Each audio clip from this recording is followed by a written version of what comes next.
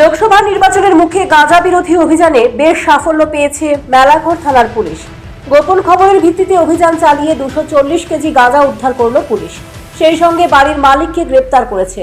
গোপন সূত্রের সংবাদের ভিত্তিতে মেলাঘর থানার পুলিশ ও কেন্দ্রীয় আধা সামরিক বাহিনীর জওয়ানরা রামপদপাড়া এডিসি এলাকার চৈত্রমোহন দেববর্মার বাড়িতে অভিযান চালিয়ে মাটির নিচ থেকে কয়েকটি ড্রাম ও ঘরে থাকা কয়েকটি বস্তায় আনুমানিক 240 কেজি গাঁজা উদ্ধার করে। এর সঙ্গে বাড়ির মালিক চৈত্রমোহন দেববর্মাকে আটক করে থানায় নিয়ে আসে। ধৃত চৈত্রমোহন দেববর্মার বিরুদ্ধে মেলাঘর থানার পুলিশ একটি এনডিপিএস ধারায় মামলা হাতে নিয়ে তদন্ত শুরু করেছে। ধৃত চৈত্রমোহন দেববর্মাকে বুধবার আদালতে তোলা হয়েছে। গোপন খবরের ভিত্তিতে আজকে আমরা বিশাল পুলিশ এবং সিআরপিএফ এবং উমেন ম্যান স্টাফ নিয়ে রামপদপাড়া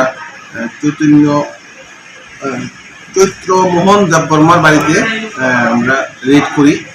সন্দেহজনকভাবে এখানে গাঁজা মজুদ রাখা আছে বলে রেড করার পর আমরা বাড়ির ভিতরে মাটির নিচ থেকে প্রচুর পরিমাণে ড্রাই গাঁজা উদ্ধার করি।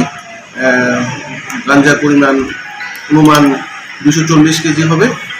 তারপর বাড়ির মালিক চৈত্রমোহন দেববর্মাকে আমরা তার বাড়ি থেকে অ্যারেস্ট করি এবং একটা স্পেসিফিক কেস চৈত্রমোহন দেববর্মার এগেনস্টে আমরা নিই এবং তদন্ত।